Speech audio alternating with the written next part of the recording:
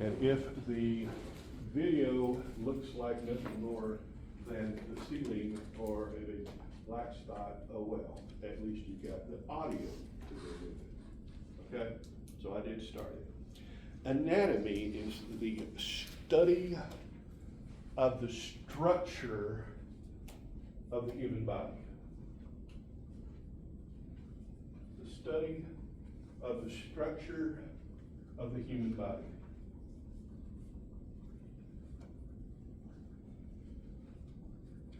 How do we all fit together? And that is probably what is going to be the bulk of the first semester here. The actual anatomy, looking at where the bones are, how they fit together in joints, where the muscles are, how they fit together, how they work together, what holds them together. I'll be completely honest, sometimes it's not the most exciting stuff. But you have to know it because it is the framework that we are building on. Is everybody clear on that? What's the second part? Physiology. That is more the function. Those muscles, what do they do? What are they made up of? What are the different types of cells? What are the different types of muscle fibers? What tissues go where? What's their function? What do they do to each other? And I like that a lot better. But we have to build the framework before we get the rest of it. Did everybody sign? Anybody who did not? Okay, you didn't? No. Okay. I get so desperate for feedback. If you start to wiggle your hand just flexing it, oh yeah, I'm gonna call on you. And just one young lady, she sat right there, poor Brenda, every time she wanted to flip her hair, and she was a habitual hair flipper. She never could figure out why I always called her. So the very last day of the semester, I finally called her, I said, keep raising your hand. She said, I just flipped my hair and said, oh no. Okay. Everybody feel comfortable with all this? How long have we been studying it? Hundreds of years. But for the longest time, people really didn't know how the body all fit together.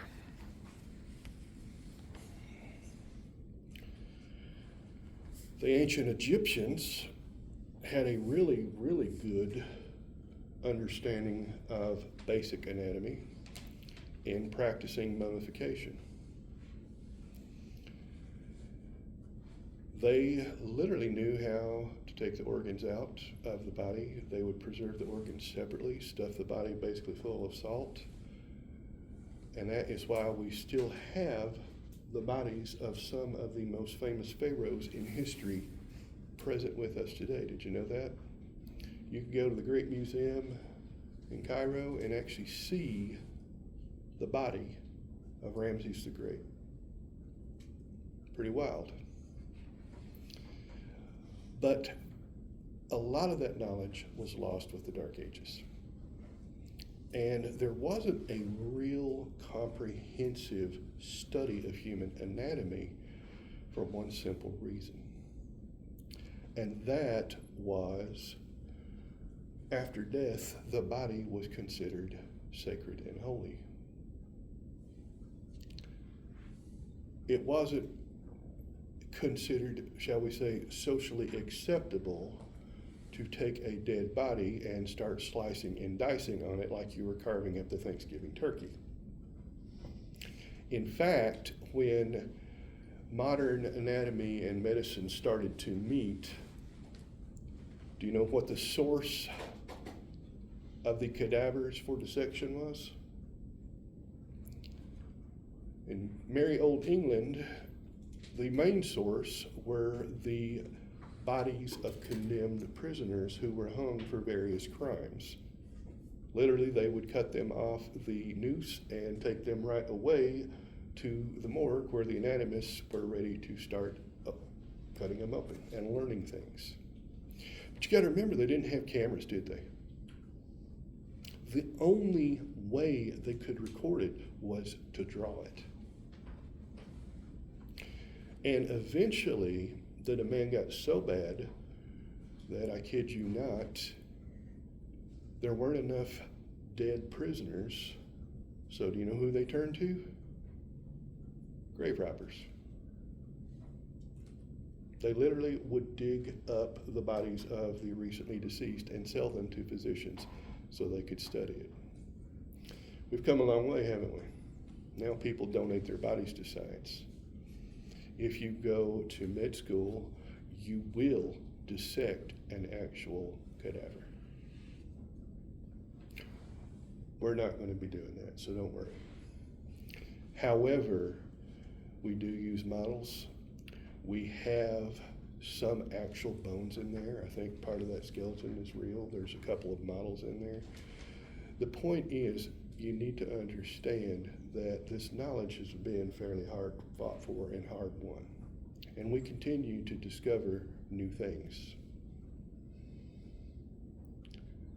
It used to be that it was thought there was no function for the appendix.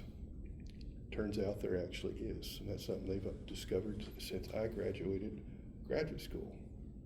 I had my PhD before they even knew the function of the appendix. So keep in mind, we're still learning about all this. Any questions? All right, so let's take a look at the organization of life.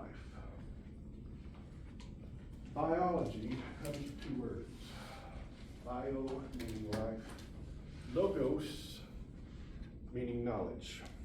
It is the study of life, the knowledge of life. And we're actually going to get to the very basics here. Let's start with the smallest level of organization, and that is the atom. The atom. Everything's made up of atoms, right? Next up, we've got molecules. Molecules can be broken down into atoms. And you say, well, why am I talking about molecules when we're talking about biology? Well, believe it or not, there is an entire field of biology that focuses on nothing but molecules. It is called molecular biology. Molecular biology. In humans, there are 4 groups of molecules that we focus on. Number 1 are carbohydrates. Carbohydrates. Carbs are primarily either structural or short-term energy storage. They're easy to break down. Your body gets those calories pretty quick. You can use them pretty quick. Structural, believe it or not, carbs are sticky. The risk of sounding gross. Has anybody ever been around toddlers? They get that runny nose, don't they? And that mucus, when it dries, it gets sticky, doesn't it? I see several of you. Yeah, you're either a parent or you're around children on a regular basis. If not, you will discover the joys of that when you get to be a parent. But believe it or not, carbs act like a kind of glue in the human body. They help things stick together. That mucus that lines your throat, your nose, it acts like a trap for things that get inhaled. So it has some value there, doesn't it? Second would be lipids, L-I-P-I-D-S, lipids.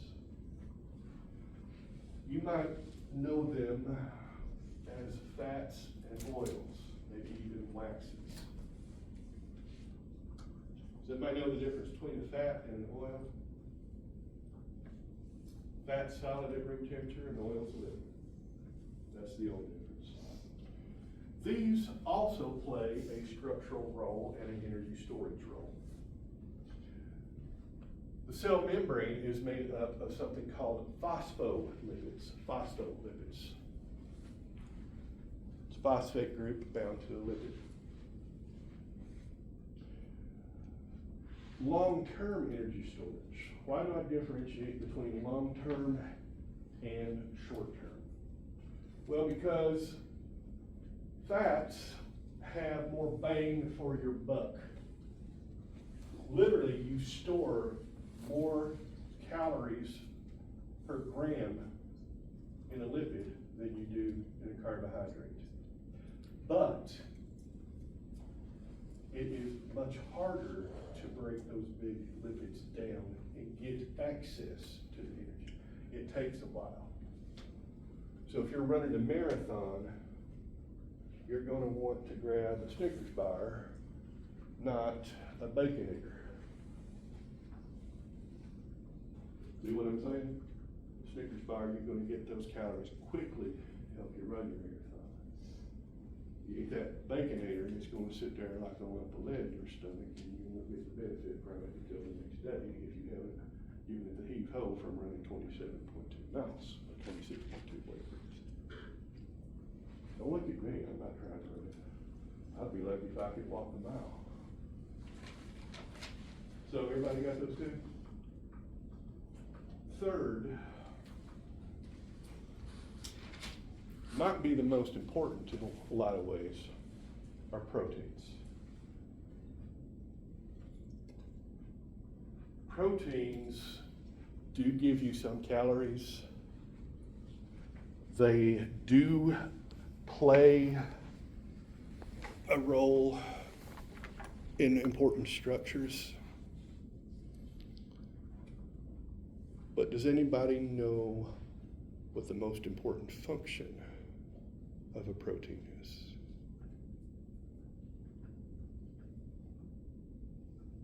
Oh dear, it looks like we're going to have to go to the random list of names. Don't worry, I won't do that to you on day one. I will on day two though.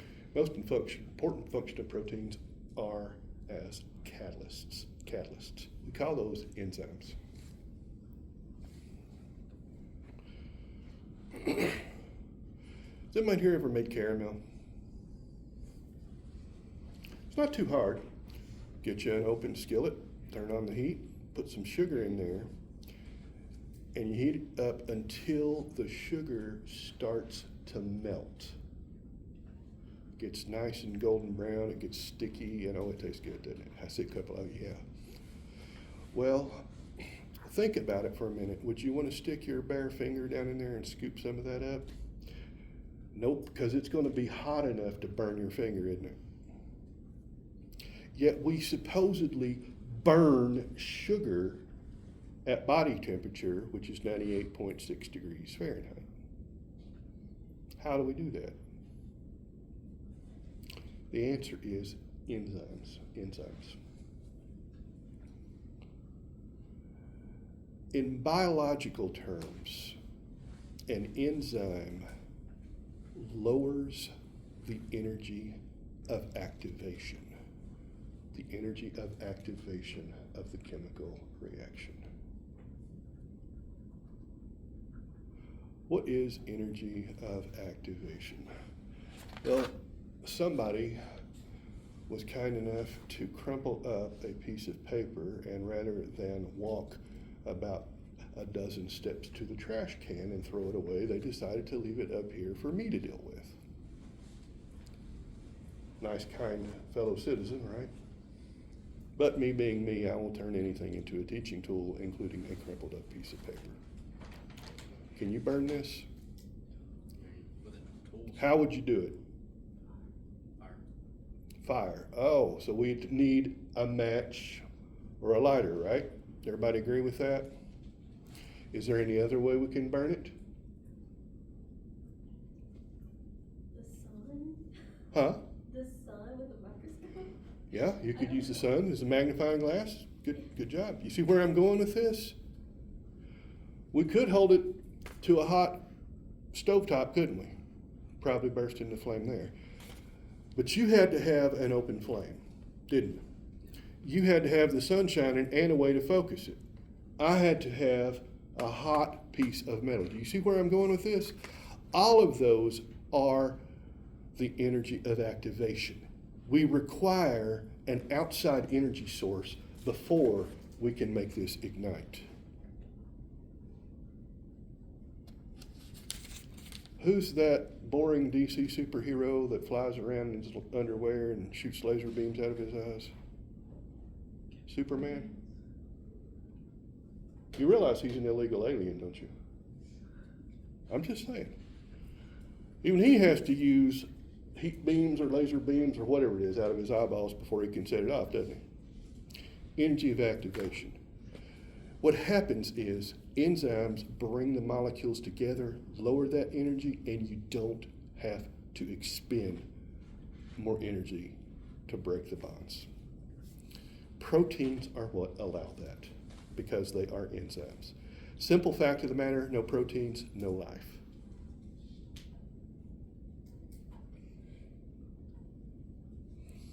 And then finally,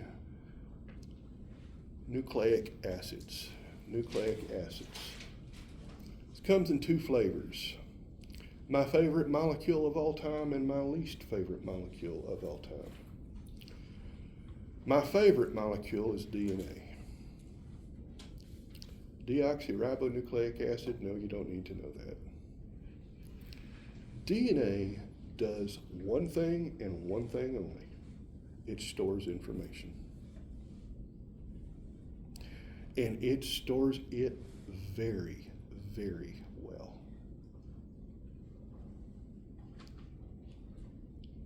Then there is the most useful molecule known under the sun, and that is RNA. RNA basically does everything. You want it to act like an enzyme? It can. You want it to act as information storage? It can. You want it to move things around the cell? It can. You want to help regulate genes? It can. You want to use it as structure? It can. You get the idea? Yeah. But RNA, unlike DNA, is the most unstable molecule there is. My advisor used to joke that it would break down if you looked at it harshly.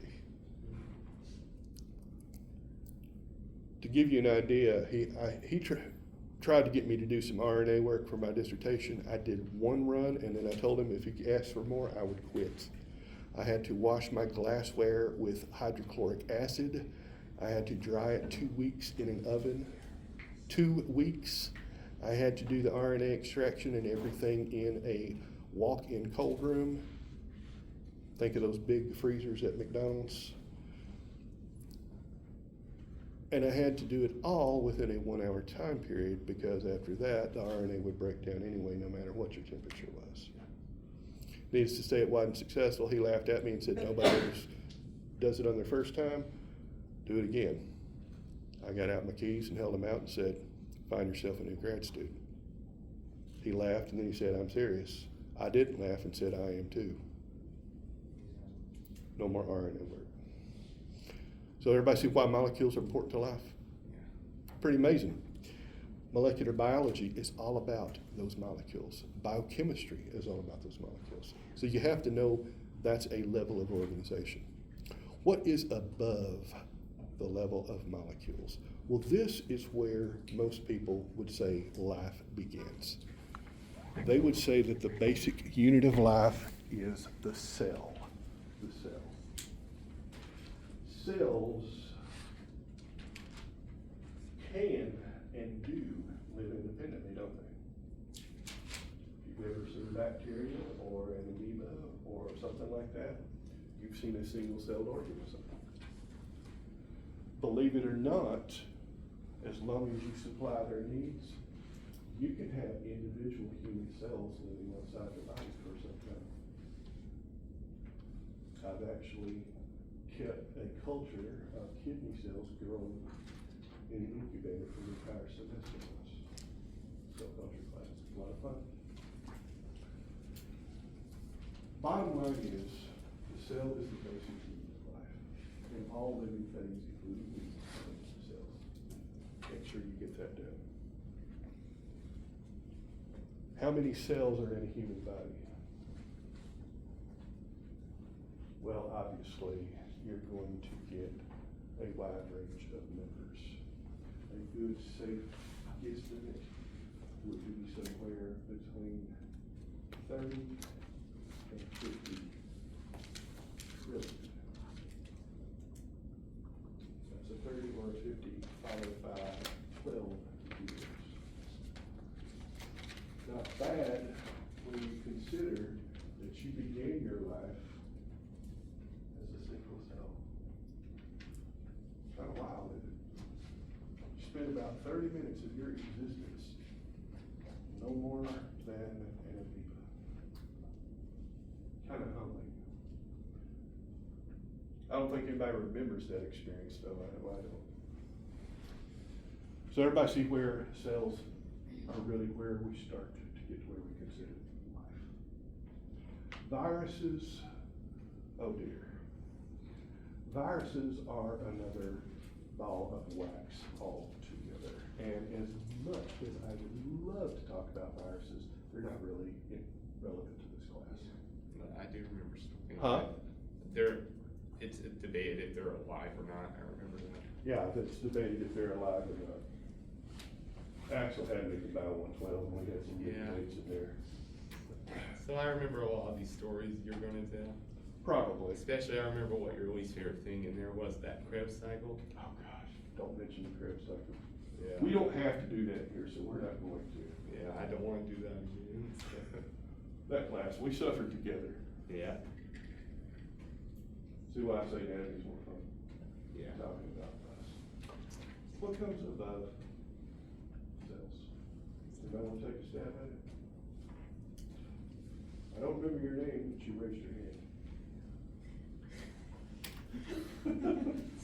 What's your name? Gabby. Yeah, don't worry. Okay. This is how I learned this. Above cells, you have tissues. And don't worry, all those people who like to sit in the back and think they're safe, I guess you ought to have seen, I like to move. As part of this, you'll never walk again, but I learned to walk again. For some reason, I get very, very stiff if I sit down for more than about 10 minutes. So I have to do something else there. I'm just trying. If I can get 2 names out of today, I'll be happy. Considering I already know Will and Axel, I've already got my 2. So everybody understand what tissues are? They're groups of cells with a similar or common function. Groups of cells with a common function. Epithelial tissue lines the body. Connective tissue holds the body together. Muscle tissue allows you to exert force. Nervous tissue sends signals to the private parts of the body. You get my idea? Now, when we talk tissue, believe it or not, there can be a wide variety of different subtypes. You don't have to write this down, because we'll get it in a couple of weeks, but like connective tissue, anybody here ever skin an animal? You got that thin membrane between the skin. Even if you're doing like cutting a turkey, sometimes you get that, don't you? That's connective tissue. Ligaments that hold the bones together, connective tissue. Tendons that hold the muscles to the bones, connective tissue. The bones themselves, did you know they're considered connective tissue? One that might surprise you is blood. Blood is an actual tissue. See how it works? Groups of cells with a common function. Next up above that, we have organs. Organs. I'm trying to learn. Oh, for sure. I remember Devon, right? Did I pronounce that right? Well, I said I remember Devon. Devin. Devin. Hey, at least I was in the ballpark. Okay, now I'm starting to get the butter filled, and I'm not sure I can transfer that to long-term memory while I'm lecturing, so I'll definitely forget you by next week. everybody understand about tissues, what they are? Organs are specialized structures with a single function. Specialized structures with a single function. As an example, I've got something right here, don't I? About the size of a fist that's constantly squeezing. What's it called? I'm picking up you. The heart. The heart has one function, doesn't it? Pump blood. Everybody got that? Heart has one function, pump blood. Now, above the level of organs, you have what we call organ systems. As an example, look at food. Food takes a long path through your body, doesn't it? You've got specialized structures called teeth that chop it and grind it. You've got a tongue, which is essentially a muscle that acts like a scoop or a shovel, and it forces that food back and down, doesn't it? You got a tube called the esophagus that pushes it down and keeps things from coming up. You got a little flap called the epiglottis to make sure it goes down the esophagus, not down the trachea. Then it gets to the stomach. Stomach is an organ. Breaks it down, doesn't it? Goes into the small intestine, doesn't it? That's where the nutrients from the broken down food get absorbed. Small intestine is a separate organ, isn't it? Then it goes into the bowel or the large intestine. That is where water gets removed from it, and all of the waste product that's left over gets stored, and then it gets moved out the rectum, doesn't it? See how we have multiple organs involved there? But they have a single united function, and that is food digestion. Everybody got that? That's an example. The circulatory system, you've got the heart. The lungs do play a role though, don't they?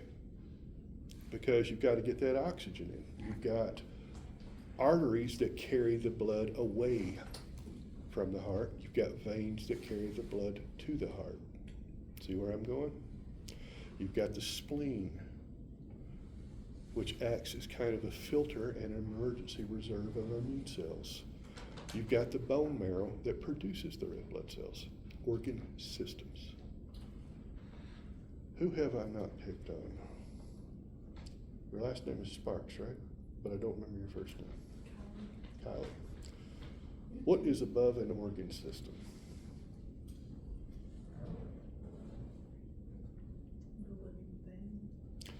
Good job. The whole organism, the human. Good job. All of us, those systems work together to keep alive.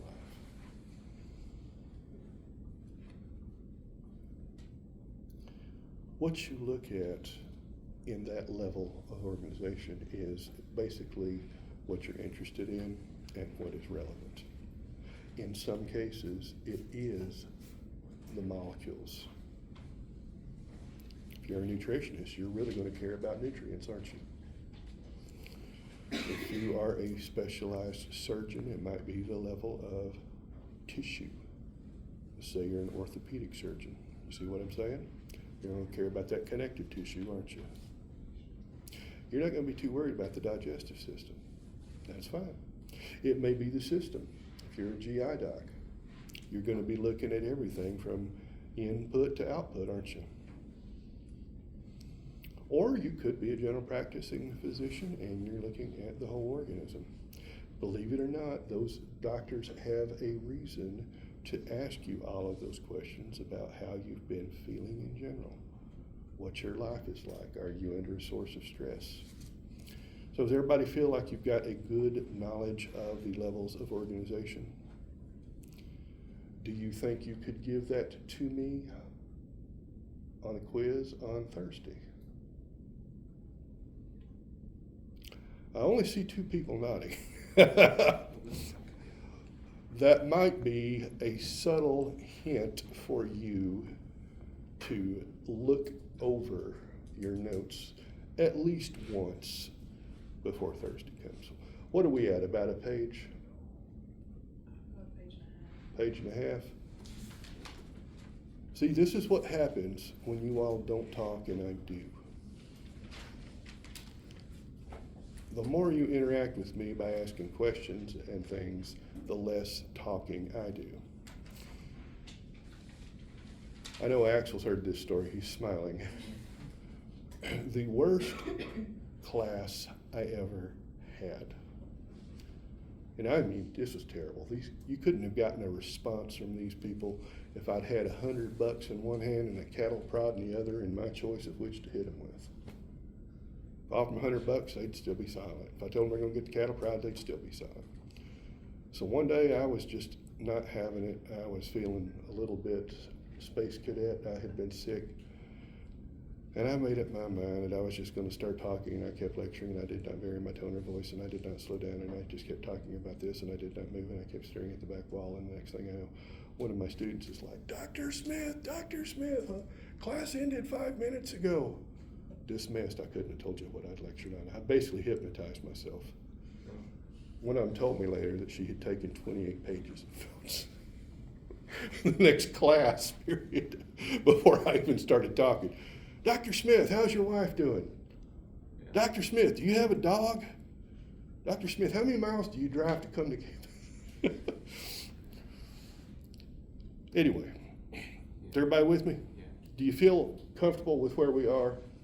Okay, you have a question. Yeah, I just also remember that incident last semester where those kids were out in the hallway and they were reading loud.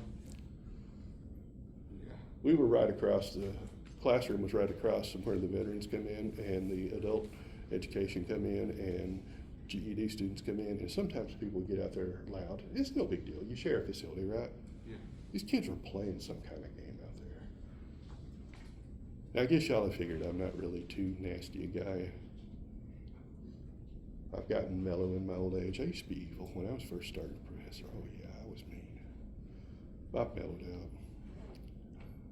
I stepped out in the hall and gave those kids a glimpse of the old Dr. Smith.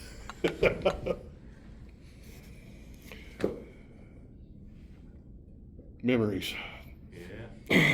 Okay, so what I'm going to talk about now is a little bit of chemistry. We need to be able to understand a few things. So I want everybody to feel free to utilize whatever internet-connected device you are capable of using and call up a periodic table. Now, for our purposes, we are not going to look at anything below the first 3 rows. Is everybody clear on that? That's all we're going to talk about. And one thing that always surprises me is the number of people who get out of high school having had to take chemistry as a required course and yet still don't know how to read a periodic table. So we're just going to cover the basics here, okay? For a start, take a look at the number above each symbol. Up in the upper left-hand corner, you see that little H with a 1 over it. That 1 is called the atomic number. The atomic number. That is the number of protons in the atom. That is the number of protons. Everybody cool with that? Generally, not always, but generally, the number of electrons equals the number of protons. So, how many protons are in hydrogen? 1. How many electrons are in hydrogen? Whose name I forgot? Kelsey. Kelsey. 1. Everybody see that? That's straightforward. Below that, you see another number. What is that number? Somebody read it out for me. Number 3. Are you talking about number 3? Lithium? No, the number below the H. Oh, okay. Well, yeah. 1.00 something, everybody see that? That's the atomic mass. The atomic mass. The atomic mass is always going to be rounded to the nearest whole number, at least for our needs. May I take a quick photo of your class You today? sure can, as far as I'm concerned. They may not like it. Is anyone opposed to a photo? Might be on Facebook, Instagram. All right. So y'all be on the gram and everybody's like, yeah, go for it. 1, 2, and 3. Thank you, and you guys have a great semester. Thank you. Is everybody with Can me? you repeat the last thing you said? Sorry. Okay, sure. You mean you can't remember when you constantly get interrupted? What kind of dog you going to show this? Basically, I said that the atomic mass is always going to be rounded to the nearest whole number for our purposes. There is a reason why they give it out to like 15 decimal places. That reason is not relevant to us in this class. And I'll know it. Everybody clear on that? Now, the definition of the atomic mass. It is the number of neutrons plus the number of protons. The number of neutrons plus the number of protons.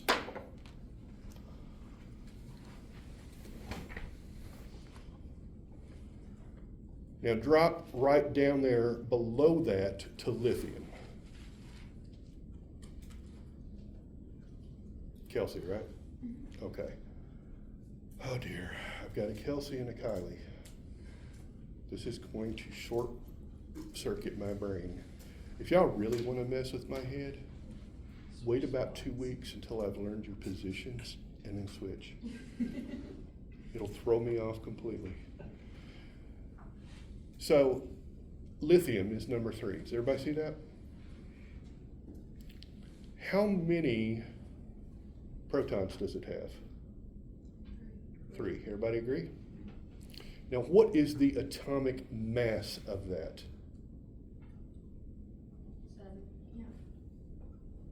7. 7. Okay. So how many neutrons does it have?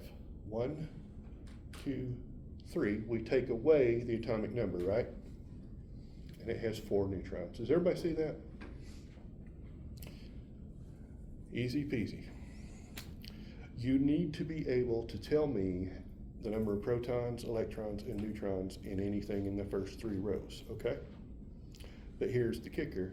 You will always be allowed to use the periodic table. So you will have access to one for the first exam. Yeah. That sound fair? I'm just getting ready for those chemical equations whenever we have to do those. We're getting there. We gotta walk before we can run. Yeah. Does everybody see that? It's pretty easy, isn't it?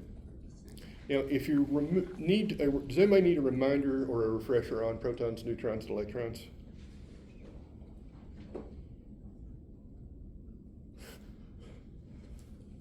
Kylie, not Kelsey, has figured out you are allowed to ask questions.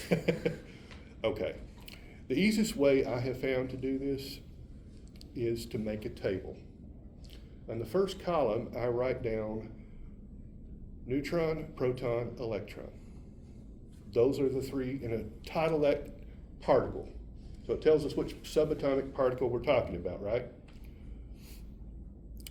For the next column, I write charge. And right next to neutron, I put a 0 because it has no charge, it's neutral. Beside proton, I write a plus or the word positive because it has a positive charge. Right next to the word electron, I put a minus because it has a minus charge or a negative charge. It's not too bad, is it? Yes, ma'am? What did you put next to neutron again? I put a 0 because it has no charge. If you wanted to write no charge, do you think I'll give you credit? Yes, I would, because you're entirely correct. Yes, ma'am? Would you care to draw this on the board so I can walk through it? I would, except the kind person who left me this apparently also took all of the dry erase markers. Are there any over there that you see? Say a prayer and hope that I have one in my goodie bag here. Is this stuff gonna be on the quiz too? Huh? Is this stuff gonna be on the quiz too? Yeah. You got lucky this time.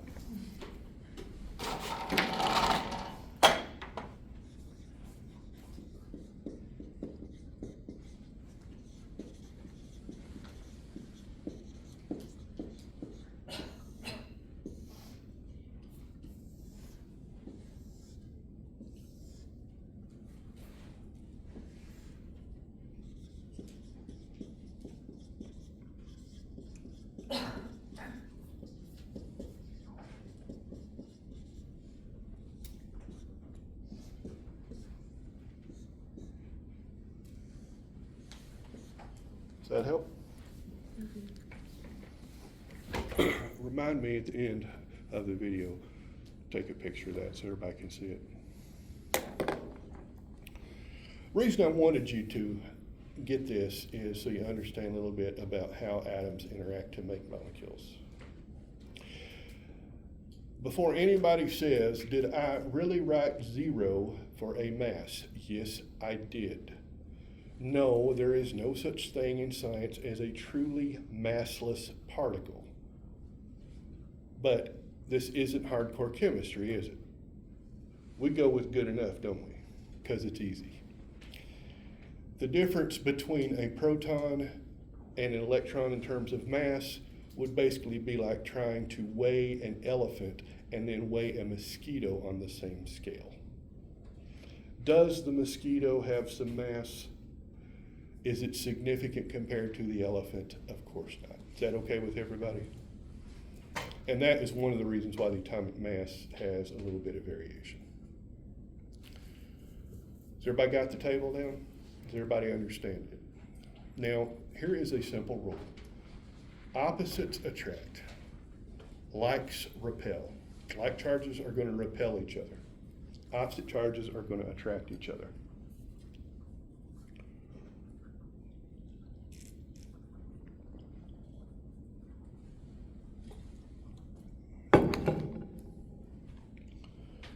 Everybody with me? Do you have a question? I warned you about that air flip. The nucleus contains all of the protons and all of the neutrons. And yes, I said like charges repel, so the nucleus wants to fly apart, doesn't it? There is something called the strong nuclear force that overrides that. And to put that into perspective, you've heard of splitting the atom, haven't you? You've heard of an atomic bomb, haven't you? Well, that's how strong the strong nuclear force is. Put it in terms you can visualize. Pencil eraser. Yeah, I know it's not new, it's worn down about halfway, but you get an idea, right? If that pencil eraser was uranium-235, it would have the equivalent energy of 1 metric ton of coal. 2,205 pounds of coal. Pretty amazing, isn't it? That's all we have to worry about that. On occasion, an atom will have an extra neutron or 3 or whatever. It may also have fewer neutrons, so it will be heavier or lighter. But since it has a neutral charge, it is still the same element. Is everybody clear on that? Now, we said lithium normally has 4, right? If it had 5, it would have an atomic mass of 8. Does everybody see that? It's still lithium, though. It chemically acts like lithium. Those that differ by mass are called isotopes. Isotopes. isotopes. Chemically, isotopes behave the same. Chemically, isotopes behave the same. Do I need to repeat that a third time? Act like, Lord, don't shut up.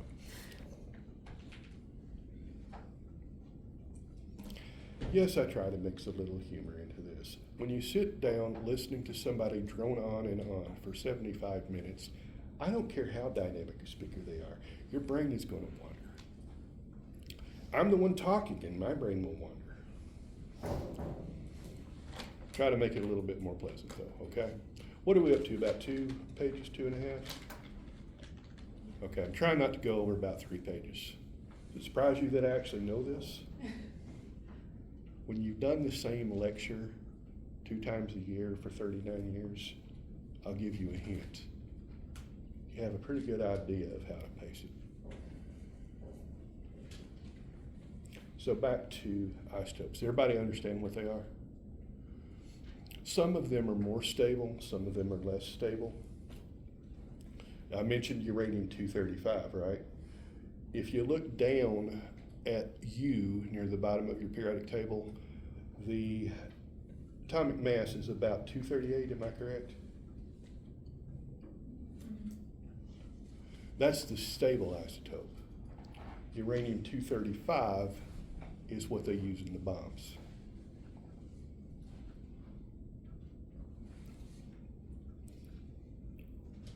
Y'all want a bit of trivia? True or false?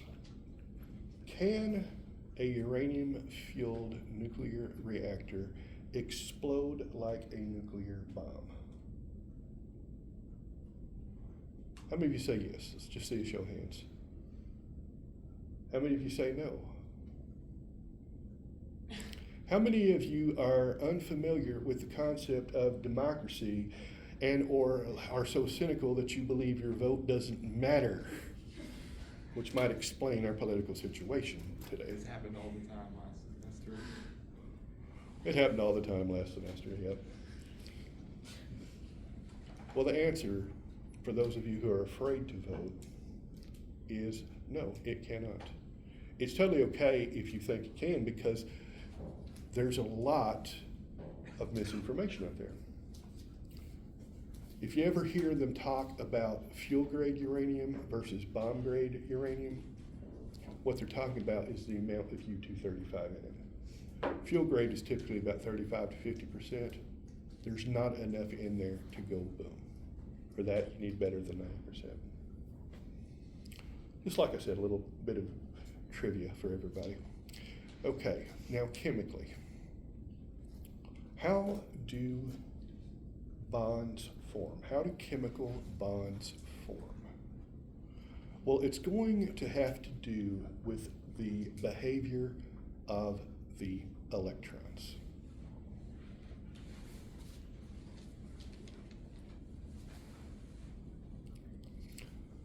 Electrons are unusual in that they orbit the nucleus. They orbit the nucleus.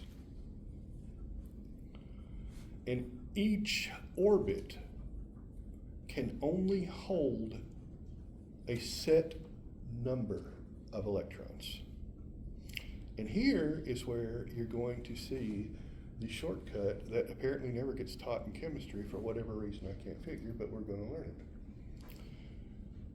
The number of electrons that can be held in a given orbit essentially corresponds to the number of elements in the row.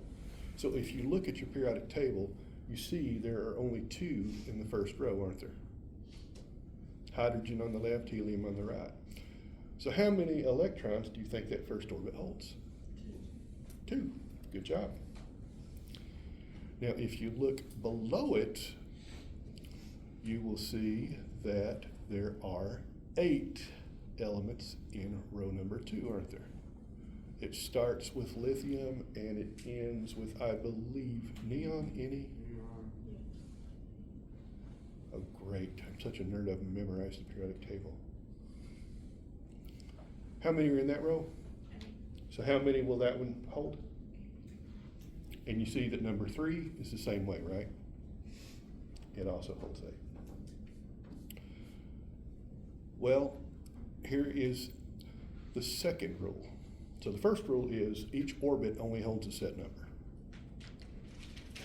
The second rule is that every atom wants a full outer orbit. It wants a full outer orbit. Let's take a look at lithium. Lithium has 3 electrons, right? Everybody see that? The atomic number is 3, so it should have 3 electrons. How many does it have in its first orbit? 2, right? How many does it have in the second orbit? Just 1. Now, it wants a full outer orbit, doesn't it? But rather than go out and grab 7 more electrons, it's far easier for lithium to just ping, kick that one out, isn't it? Now, the first orbit is its outer orbit, isn't it? It's already full, isn't it? Does everybody see that? Yes or no? Okay. Where did I put my writing utensil? Don't ever, under any circumstances, hand me a pen or a pencil if you want to keep it. I am a writing utensil kleptomaniac. I will walk off or lose it. It's not a threat, it's just a promise. I'm not going to draw the neutrons. There's 4 neutrons in there. That's the nucleus of lithium. Does everybody see that? All right. How many electrons does the first orbit hold, Gabby? 2.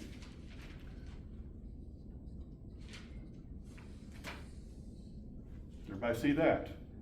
Yes, ma'am. How do you know that it holds 2 in the first orbit? I can't hear you. How do you know that it holds 2 in the first orbit? Because I said you look at the periodic table, you look at row number 1. How many elements are in that first row? There should be an upper right, usually He or helium. Sorry, it isn't. Okay.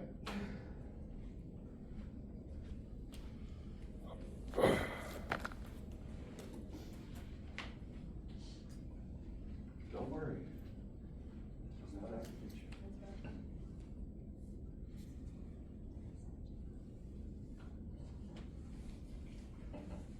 right. First row.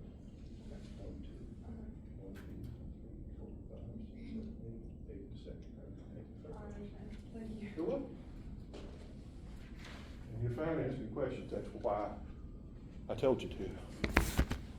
Somebody know what the only done question there is? The one you don't ask. So in the second orbit, it's only got 1, doesn't it? Does everybody see that? How many does it want in that second orbit? It wants 8, doesn't it? The rule is it wants a full outer orbit.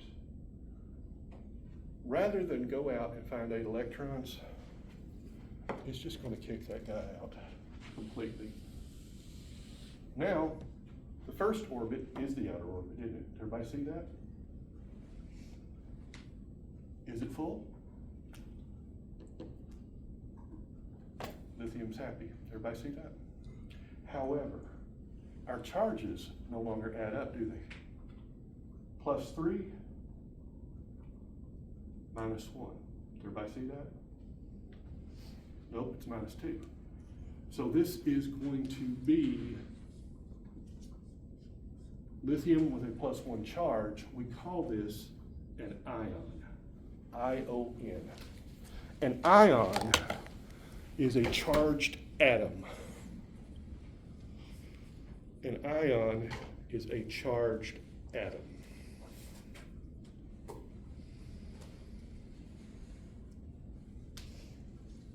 And I think that rather than try to fit all of this into 2 minutes, which is all I have left, I think that would probably be a good place to stop. Everybody cool with that? All right. Picture of the board for anybody who wants this